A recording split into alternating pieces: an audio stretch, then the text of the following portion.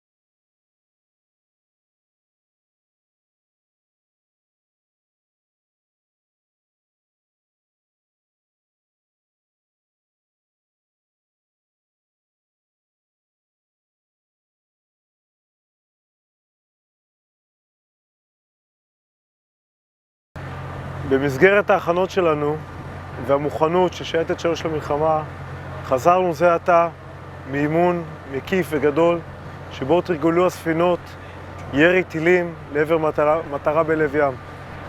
2 ספינות שיגרו טילים לטווחים של עשרות רבות של מיילים ופגעו במטרות בצורה מדויקת.